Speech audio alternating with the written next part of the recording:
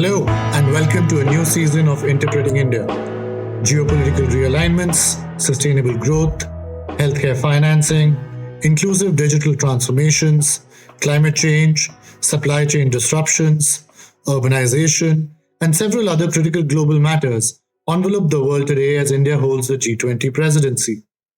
We at Carnegie India continue to bring voices from India and around the world to examine the role of technology, the economy, and international security in shaping India's future. The role of the private sector in facilitating the climate transition journey of our world has been much talked about recently.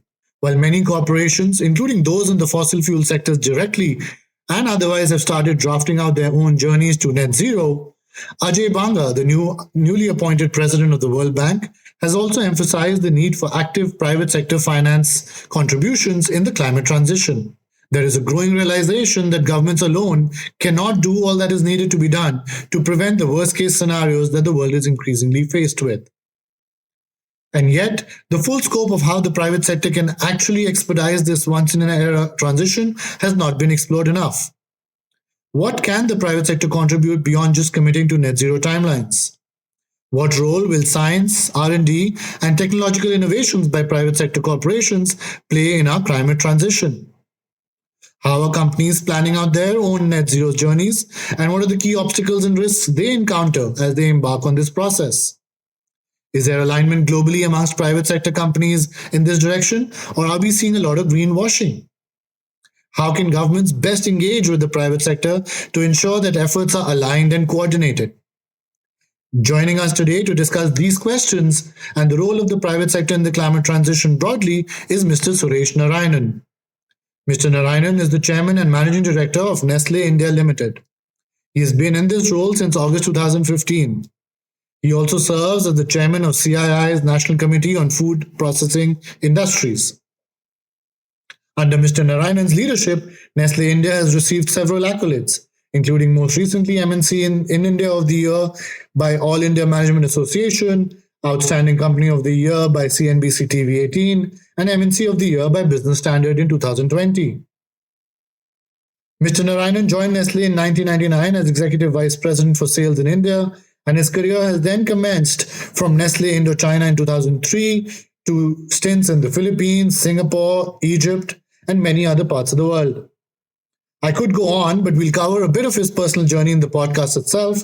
So, Mr. Narayanan, welcome to Interpreting India. We're delighted to have you here with us. Thank you, Anirudh. Thank you very much. Very nice to be with you. I look forward to our conversation.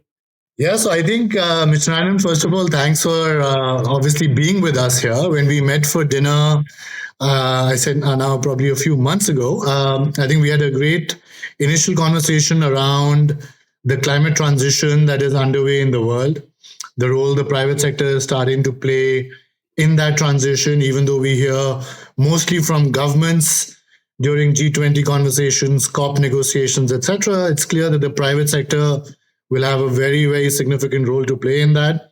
So I'm looking forward to speaking to you about both the private sector, but also Nestle in particular, and the thought process and the strategy that's being put into place to meet net zero targets, etc. And of course, talk about India as well, in particular in this climate transition journey, how India is going to evolve in its own path. But first, why don't we start off, just to kick things off, with a little bit about your journey. Right, you've worked obviously with Nestle for many years now. I think we can say decades, and with some other consumer products companies also in the past. But would love to hear, just as you reflect back on your career in the consumer FMCG space, just a couple of highlights, a couple of good memories, a couple of difficult times, anything really about your journey that you'd like to share. Thank you. Thank you, Anirudh. Thank you very much for that question. I don't want this to be an interview that is more on my personal journey, so I'll keep it very short because you have more substantive issues to discuss. Let me say that my career has been that of an accidental corporate guy. I was not meant to be a corporate person. I am a trained economist from the Delhi School of Economics, and there was setting out to be a civil servant. That was because my family had a lot of people from the government, including my father himself, who was a technocrat. So that was the journey that I was on, and somewhere along the line, my path got deviated, and I joined Hindustan Lever, and then it is called now Hindustan Unilever, as a young management trainee, almost 42 years ago. So therefore, I've been working in the trenches for a long time. I must say that while initially I found myself a kind of outsider in a corporate world that had fundamentally the IITs and IIMs who were dominating, because 40 years ago they were the guys who were the ones who were part of large respected multinationals like HUL. But nevertheless, it has been a very, very satisfying journey. I have worked across three companies. I worked at HUL in different roles and capacities. I worked briefly for Colgate Palmolive, another wonderful company. And then now for the last 24 years, I've been with Nestle. And it has been a very, very happy, very inspiring, and a very productive journey as well. Working across different countries. I worked in Thailand and Indochina. I worked in Singapore. I worked in North Africa, Egypt, Libya, Sudan. I worked briefly in the Philippines. And then for the last 8 years now, I've been in India as the chairman and managing director of Nestle India. Been through different situations. I was part of when the Lehman Brothers crisis took place in 2008. I was in Singapore. So therefore, I was part of that meltdown that happened there, and how to keep your body and soul together as a company, and how to keep your head above water was the main objective at that point in time. Was moved to North Africa before the Arab Spring, and within about 7 months of my going there, or in fact less than that, within about 5 months of my going there, the Arab Spring started. So there was an Indian in the Arab Spring in an Arabic-speaking country, not knowing the language, with internet cut, and with tanks outside the house. So that was a different journey in itself. So I've been through some exciting times, and then I thought all would be peaceful till I came back to India during the Maggie crisis, and that was an experience in itself. So in some sense, I have been the harbinger of either creating a crisis or falling into a crisis, as I put it. And so that's been my career. It has been very, very very inspiring, because I've seen different cultures, different generations.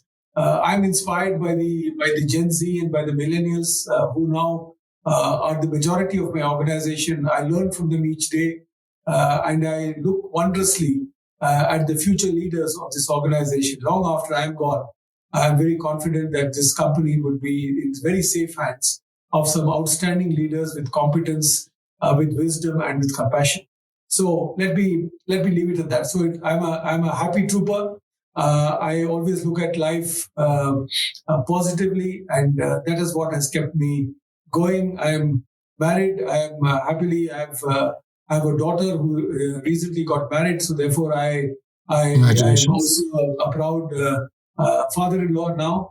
And yes, we are a happy family, and we try and do the best that we can.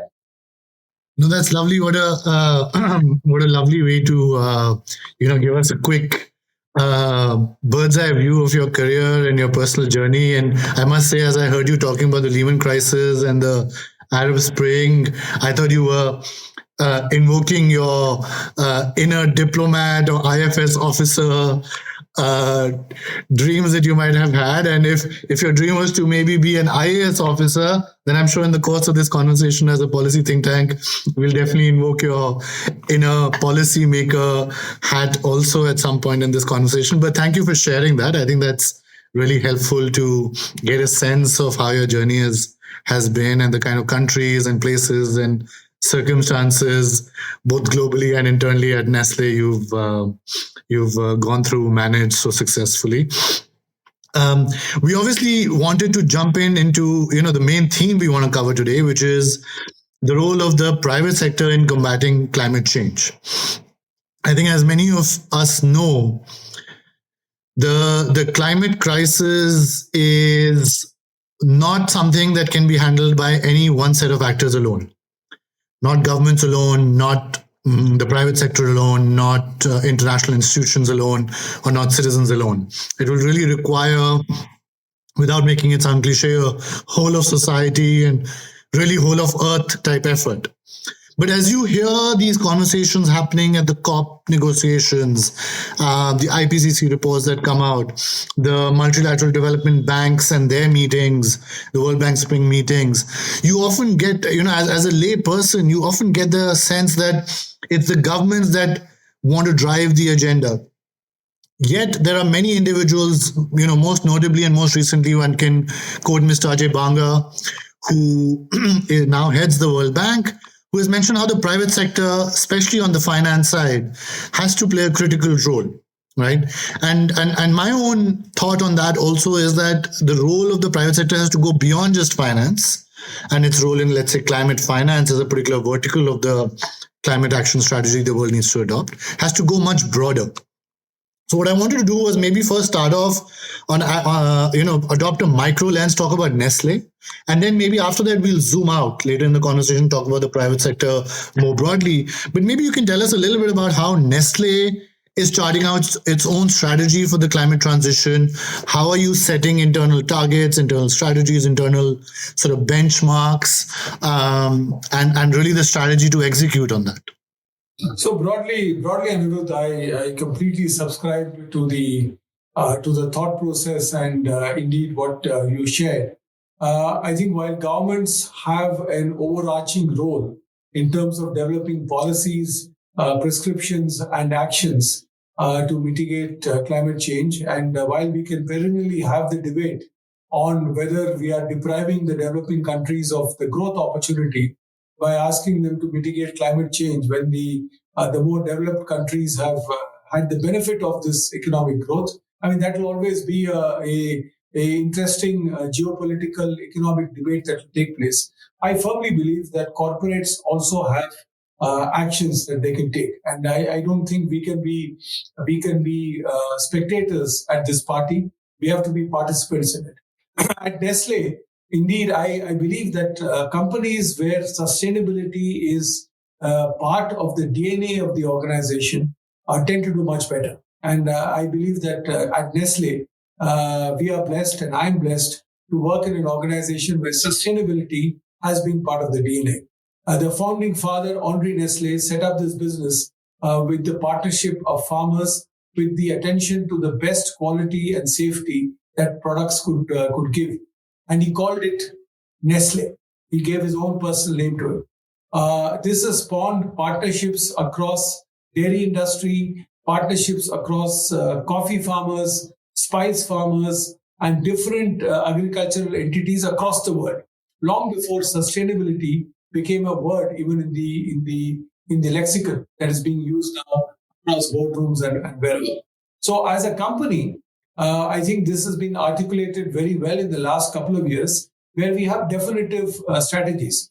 While, Anirudh, only 5% of emissions are directly attributable to operations of the company, 95% is really what we would call scope 2 and scope 3, which is because of the value chain and because of the extended value chain. Nevertheless, we have got very clear objectives. I think the objective for us is that by 2025 that we reduce the carbon emissions by 20%, 50% by 2030, and net zero by 2050. I think this is a very clearly defined objective for us, and this is what we are working towards. Divided into 3 or 4 streams. One stream is the sustainable sourcing stream, whether it is oils, whether it is coffee, whether it is spices, whether it is milk, whether it is regenerative agriculture. This is one big part of it.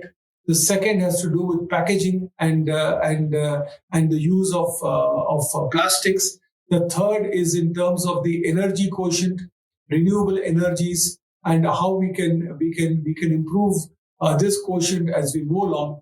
And finally, of course, integrating our brands. And as you know, Nestle has globally 2,000 brands plus, and trying to integrate the brands onto the sustainability journey. So this is really the 3 or 4 pieces of sustainability and climate change that are an integral part of the business operations of all the Nestle operations across the world. So therefore, this is not a head office initiative of the executive board and the CEO. It is an initiative that is cascaded to countries. So in India, as part of this plan, I have a steering committee that is headed by me as the chairman and managing director. It has my management leadership team members who are personally sponsoring various parts of it. So what does this mean? For example, let me take the sourcing part of it, sustainable sourcing. Can I ask you one question before we go into the four pillars? The at the global level, obviously, there's this whole argument that India and many other developing countries make, that you also alluded to, of common but differentiated responsibilities, right? Given the historical background that you also alluded to, is that somehow also playing out in a global organization like Nestle? Like, as you think about these targets that you just laid out for 2050 and the intermediary targets, are your operations and suppliers in developing countries being given longer periods to adjust to these targets, and shorter targets for, let's say, suppliers and farmers in developed countries? Or how is that common but differentiated responsibility piece maybe playing out within Nestle globally, given you span so many countries? Yeah, I think one of the things that works, Anirudh, is that in the developed world, some of these initiatives are already well underway. So therefore, for example, whether it is in plastics, or it is in environment, or it is in renewable energy, or it is in agricultural practices, these have already been in play well before some of the objectives of the company have been set as far as climate change is concerned. So therefore, they have a bit of a head start in terms of the progress that they can make and they can control as far as some of these initiatives are concerned. However, the company is very, very, very fair. We look at what we call the big ticket items, which are the areas where we can make the most significant impact in a period of time, and where is it that we can get the best return on the monies and resources that are spent. Because as you know well, Anirudh, sustainability and climate change costs money. The consumers are not willing. They are appreciative of companies that follow the path and are sensitive and cognizant of efforts that are being made. But if you tell the consumer that you're going to pay 2 rupees more simply because I'm doing a sustainability initiative, they will say, we'll find some other brand.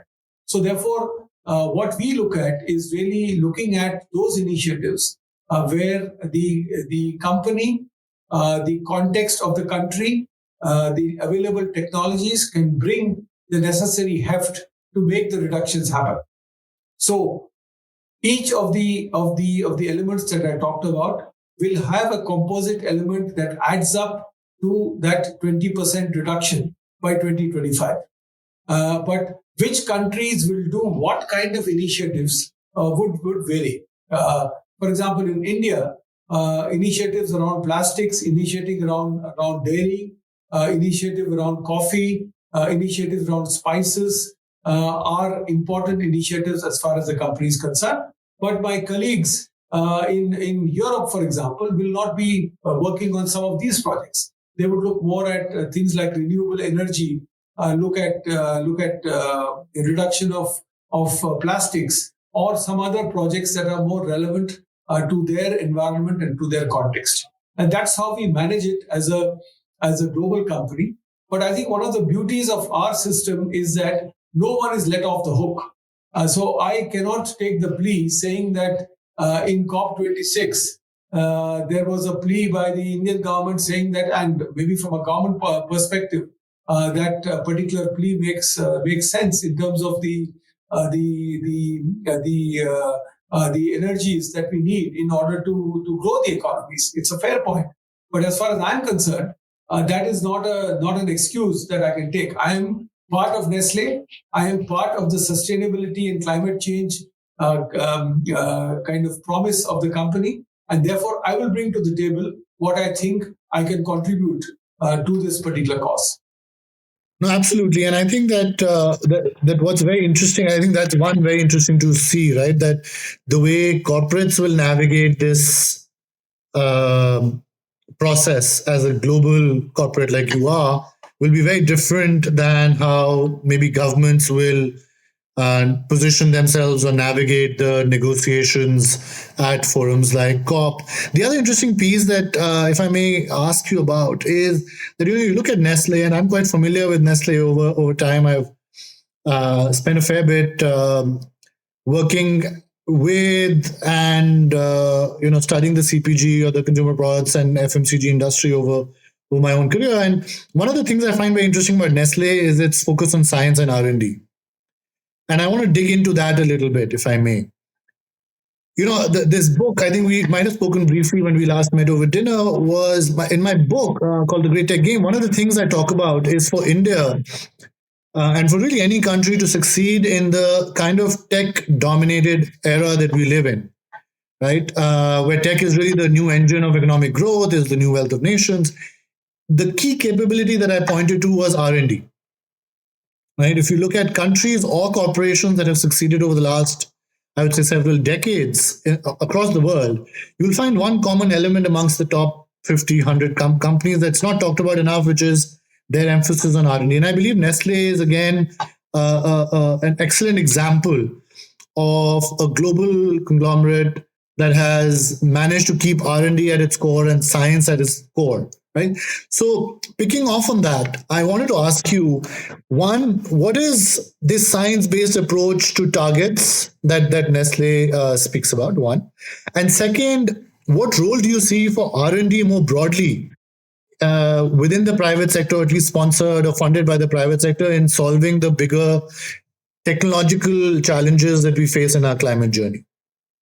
Sure. I think it's a very good question, Anirudh. I think firstly, as Nestle, we are arguably the single largest investor in the food space as far as R&D is concerned. Almost close to $1.5 to $2 billion are spent each year across about 35 R&D centers, employing almost 5,000 scientists. They are working on different categories, different product solutions, all of it on a sustainable platform, on a platform where the benefits of contemporary science and technology is brought to the product and to the offering. So that's number one. If you look at some of the initiatives that I'm doing in India, for example, I'll just take 2 or 3 examples of what is being done. We have today, and indeed for the last couple of years, a proprietary technology called Zerau, ZEREAU, or as in of water in French. So the Zerau initiative is a patented technology that utilizes the water in the liquid milk for the maintenance activities of the plant. So therefore, at our plant in Moga, we use the water that comes out because most of our products are powder based, and therefore we take out the milk. So rather than take out the milk and do nothing with it, we have used the technology to use the water in the milk for the maintenance activities, and thereby we have reduced the draw of water from groundwater by 20%. So that's a direct benefit to the environment because, as you know very well, Anirudh, one of the most stressed states in India on water is Punjab because of the agrarian revolution there. And because of the rice and wheat, which are water-intensive crops, there is a huge stress on water, and therefore that is something that we are trying to mitigate. Dairy and dairying is one of the biggest sources of methane emission as far as the value chain is concerned. Across the world, wherever there are dairy farms, they are sources of methane because of the cows that are there. Today, we are pioneering in the private sector the installation of biodigesters as far as the utilization of animal waste is concerned. We are able to generate energy to to energize the operations of the dairy farms. We are using it for household consumption, and the slurry is used as natural fertilizer to help in the regenerative agriculture that we are proponents of, and where Nestle is signing on to in a reasonably significant way. So thereby, what is happening is the technology itself is, and this technology extends also to feed. There are feed technologies today that gives you the benefit of solutions that make the digestive system more amenable as far as nutrients are concerned and cause less emissions. So whether it is nutrition, whether it is feed, whether it is veterinary science, whether it is biodigesters, these are all areas where Nestle is building the expertise in order to implement it at scale. Now, this typically means that you move from small farms, which is 1 or 2 cow farms, to larger farms. And therefore, that journey also is being enabled to move to larger farms, because larger farms have per capita a lower emission of methane as compared to smaller farms. So this will take a long time. So it's not going to revolutionize the country immediately, but these are steps that are important. The second plant that I wanted to talk to you about was the coffee plant. We have a sustainable program of coffee, which is called 4C, which is called the Common Code for the Coffee Community. That's what the 4C stands for. This is sustainability programs across 3,500 farmers in the southern states where coffee is grown. We are giving them the best practices in soil conservation, in water utilization, in minimizing the use of pesticide. As a consequence of this, we are getting coffee from these farmers. Almost 60% to 70% of our coffee is sourced from these farmers, and we pay them 3 rupees per kilogram extra for this, because it is an effort to make this coffee also sustainable. So every time you drink a cup of Nescafe, you can be rest assured that you are actually supporting and you are subscribing to the cause of climate change. And I think this is an important initiative that we've rolled out. Similarly, in the So can I ask you, of the 2 billion you're spending, right? These are wonderful wonderful sort of R&D initiatives that you've outlined. And I know we spoke about millets as well when we last spoke. So I want to come back to the millets question also maybe a little bit later in the conversation. But on the R&D piece, you mentioned $2 billion roughly about a year that Nestle spends globally on R&D. How much of that would maybe, if you can give us some kind of estimate, be applicable only? I imagine some are company-wide, right? Many of those initiatives will be company-wide. But some of the ones that are maybe India-specific, what kind of spend do you think Nestle India could be said to be allocating to R&D specifically for Indian consumers or Indian producers or suppliers? It'll be difficult to link it up on specific programs that are India related, because India then applies the global technologies that are developed. So we are recipients of this because we are a subsidiary of Nestle SA. So we are recipients of the technologies and the capabilities that the Nestle group develops. So it's a bit difficult for me to say which part of it was meant for India, because it is developed and then rolled out to all countries where this technology is developed. India is a recipient in coffee, India is a recipient in spices, India is a recipient as far as dairy technologies are concerned.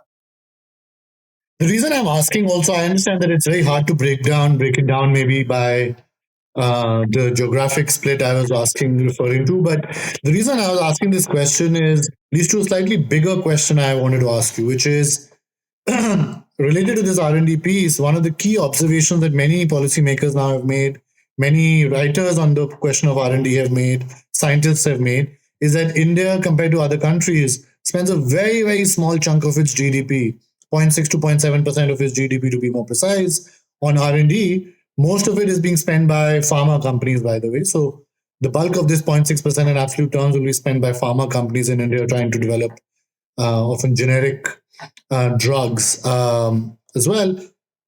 Whereas the remainder of the economy, the private sector, is not spending that much. I don't have the exact numbers, but that number is more likely to be in the range of 0.1 to 0.2% is my random guess right now. But you look at companies like Nestle or even countries like the US, Korea, Taiwan, countries that are ahead in the technological race, economically speaking, you find that those countries are spending upwards of 3 to 4% of their GDP on R&D.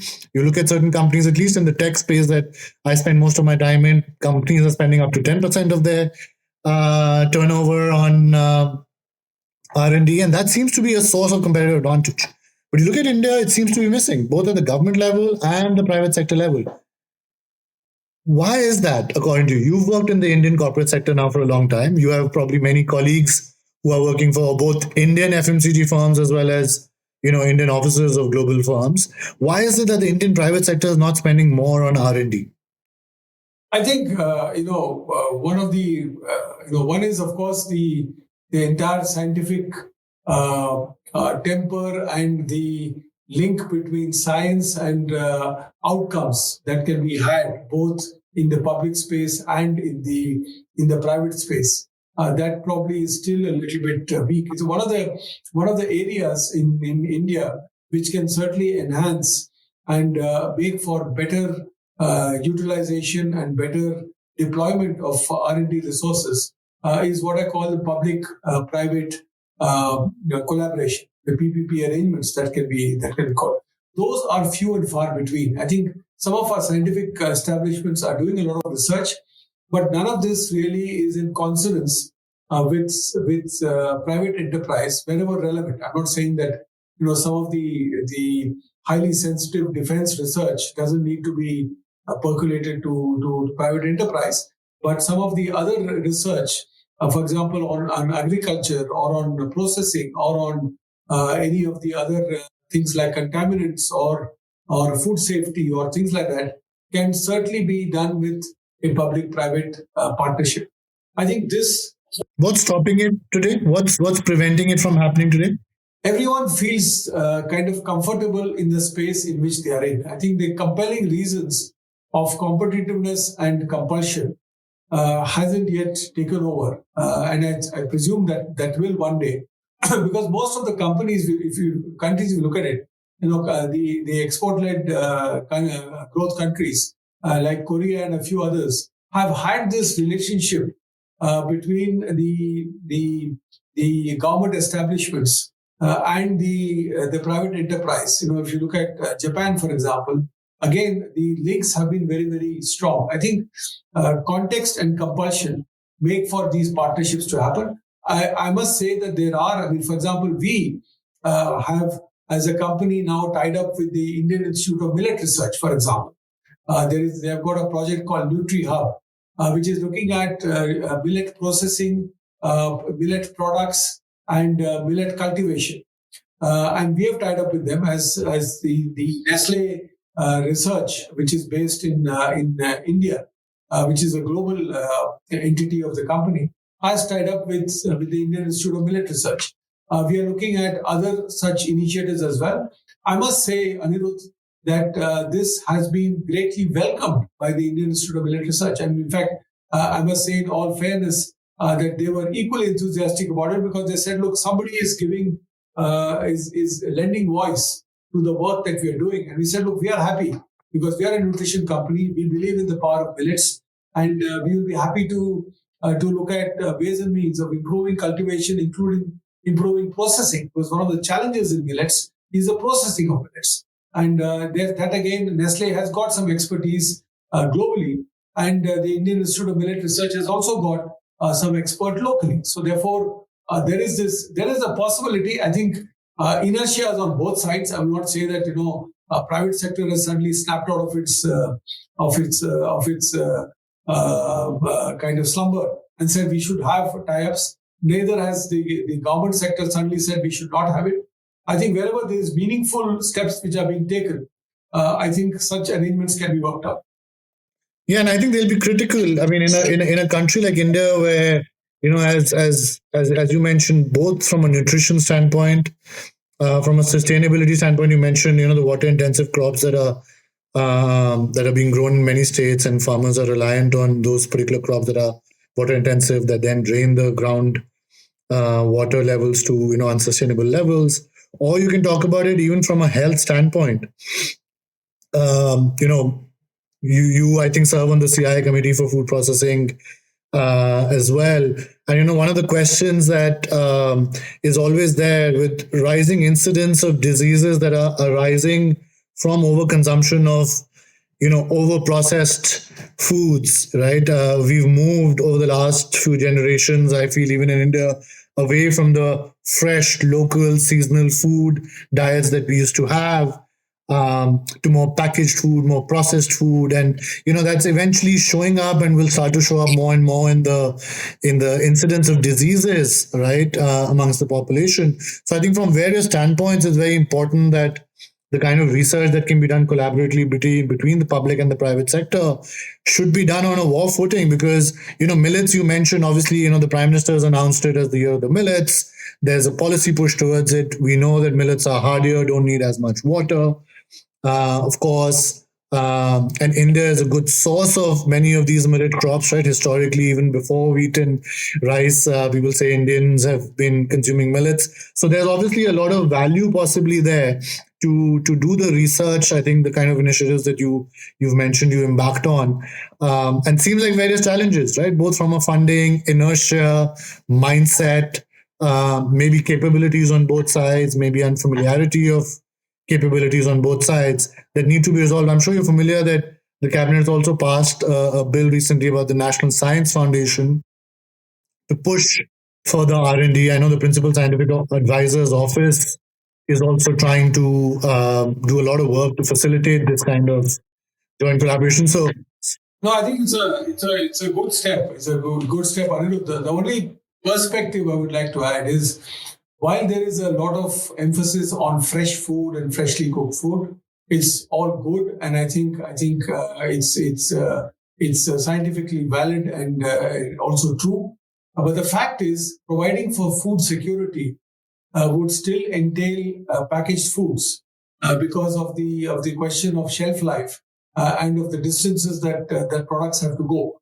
And still, we have not cracked that code of being able to take fresh food across to every home and give them great content. So therefore, I think this balanced perspective, I'm not talking about over-processed food, but certainly as far as processed food is concerned and what some of the other better nutrients can bring to the table needs to be dispassionately discussed from the point of view not just of what is idealistic, but what is pragmatic. I mean, the fact is that when somebody is hungry for a roti in a village, and he needs to buy that atta from a packet.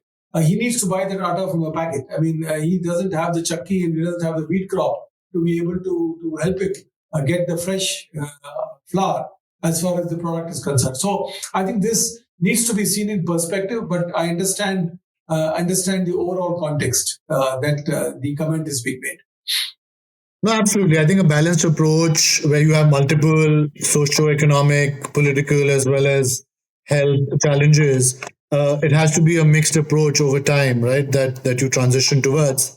Um, and that's a good segue into the other question I wanted to now get into, which is the scope for private and public sector. We've spoken a little bit about obviously Nestle and the private sector and its role in the climate transition. I want to now talk about how the two, the public and the private, can collaborate or work together in solving the climate issue that's at hand. And also, more specifically, from your perspective, what are the key regulatory, policy, technological, financial hurdles that you anticipate in such collaboration, right? Or even where you feel some kind of unlocking from a policy standpoint could help you expedite your own transition at Nestle?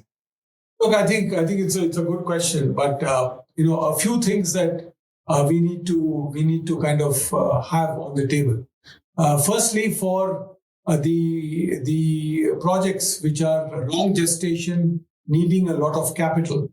For example, the whole dairy revolution that we're talking about will need a considerable amount of not only science but also progress in terms of financing.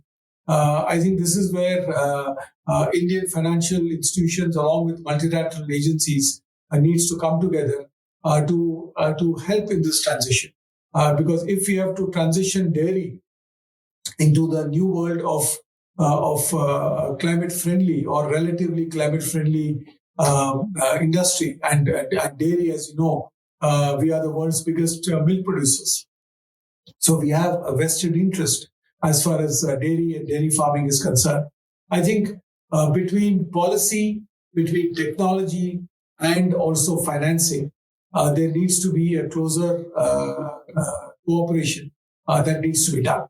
As far as the regulatory framework is concerned, I don't think there are too many impediments. I think on the regulatory front, what is really important is the usage of ingredients, the usage of technologies, the quality and safety standards, and calibrating ourselves as a country to what is possible by us. Just taking international standards and slapping them onto the Indian packs is not going to work, because the fact is that we are at different stages of the technology cycle in terms of sophistication, knowledge, and application as far as these things are concerned.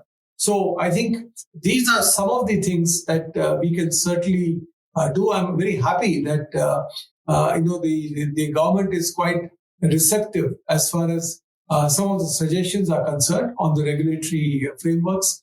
I think on what can be done as far as dairying is concerned, more discussion would need to be involved, because the fact is that India still is a country of small dairy farmers. Most of the farmers, it's like land holding, 80-85% is less than 2 hectares. Similarly, most of the dairy farms are 1 or 2 cows, and we are able to get scale benefit of climate change only when the farms become slightly bigger, which means that we have to upgrade and help the farmers to upgrade. You can't just tell a farmer, you've got 2 cows, now you have 5 cows tomorrow. Where is he going to find the money? And each cow is going to set him back by at least 50,000 rupees to 1,00,000 rupees. So it's not small money as far as these farmers are concerned. Absolutely. And let me now transition to maybe a slightly broader question that I want to conclude with, which is, now if I was to have you take off your Nestle hat for a second, take it off for a second, and think about it now from a India strategy standpoint. Now, as as these big transitions take place in the world, any kind of transitions that create economic opportunity, right? Whether it's the industrial revolution and the tech revolution, etc., there's often opportunities that are there for countries to grab, right? We've spoken about Korea, Taiwan, countries like that really benefited over the last 30, 40, 50 years from the globalization of supply chains, for example, and they tapped that opportunity and benefited from it. Now, as we see climate as an opportunity for a second, we've spoken of it in challenge terms, of course, but as an opportunity, where do you see, Mr. Narayanan, India having certain maybe pockets of great opportunity that, if tapped, could position India and Indian corporates, Indian private sector as leaders globally in certain, either it could be certain sectors, it could be certain technologies in the broader climate space? What's your viewpoint on that, sort of foresight on that? I think I just would like to make 2 or 3 points. Number one, I think India is, and I genuinely believe that we have walked with leadership as far as the climate change debate is concerned. I think we have not only talked about what impedes us, but we have also talked about what can progress us. I think India's opportunity as far as renewable sources of energy is concerned is huge. I mean, we already have invested quite a bit in renewable energy, including things like clean hydrogen and others. We will become, I believe, with some effort, one of the biggest hubs as far as renewable energy is concerned. I think renewable energy and cleaning up the energy sector is clearly one big contribution that India can make, not only to our own economy, but also as far as the world economy is concerned. The second piece I believe we have got is really on renewable agriculture. It's a long journey. We still are using a lot of fertilizers, so therefore we have to make the transition quite quite reasonable and quite pragmatic. We don't want to land up with the issue that some of our neighboring countries have had when they have cut out fertilizers, suddenly the yields crashing and them having a food sustainability issue. But I think agriculture and dairying is clearly an area where India can also make its contribution. But overall terms, I think India is bringing maturity to the debate. From whatever I've read, I've not seen shrill statements being made that deny us the capability or the capacity or indeed the willingness to be part of the climate change journey. I think these 2 or 3 opportunities would really help us to make the mark that we want to, and hopefully improve our own environment. Because I think if you look at Anirudh, the millennial research that we did some time back, the 3 most important requirements of the millennials or the Gen Z today is clean water, clean air, and clean food. I think these are the basics is really what the people are praying for, and I think that's possible if you are able to take these steps. Yeah, and I'll add just one thing on that point before we conclude, which is, I think India, from an agriculture standpoint that you mentioned, it's very critical that India develop obviously agri-technology, biotechnology, alternative fertilizers, etc., to meet its own requirements. But at the same time, I think as supply chains get reimagined now, both because of geopolitical reasons, but even otherwise, as we make the climate transition and the whole economic basis of our production maybe transforms because of that imperative, very critical for India to think very hard about pretty much each major sector, and think about where in that overall global supply chain will India find its own role or its own indispensability. And that's really where my own sense is that's really where wealth generation then will start to happen. We can be very well consumers of renewable energy technology being built and manufactured, developed and IP owned elsewhere. But unless we start to focus on developing that IP ourselves, and at least in some sectors, I think that we'll end up remaining users of technology and adopters, but not necessarily developers or producers of it. No, I think you're making a valid point, because what we can bring to the table is also technology, and I think use of artificial intelligence, machine learning, drone technologies, and others, we are pretty good at. I mean, as a country, we have got some expertise here, and being the 5th largest economy now in the world, and also the largest population in the world, whatever difference we can make to the climate will make a difference to the world. Because it's a no-brainer to look at it that way. And therefore, while there is a long path ahead, there is, I believe, I at least would like to believe that there is room for optimism in terms of the journey that we can traverse as a country, and also certainly as a company, Nestle can traverse that journey as well. And on that optimistic note, let me thank you, Mr. Narayanan. We've run out of time for our conversation today, but it's been absolutely fascinating. I think we've covered a lot of topics and lots of different perspectives that you've helped us look at. So thank you for sharing all of that, taking the time, and we look forward to continue to engaging with you over time. Thank you, Anirudh. Thank you very much. I would like to thank you for this opportunity, for the conversation, and for the stimulation and the inspiration that you have provided. Thank you very much. Thank you so much, Mr. Narayanan.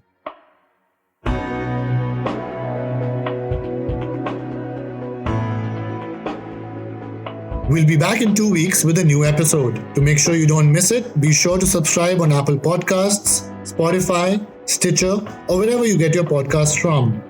To learn more about our research and our team, you can visit us at carnegieindia.org. You can also find us on social media on Twitter, Facebook, and Instagram. Thank you for listening, and see you next time.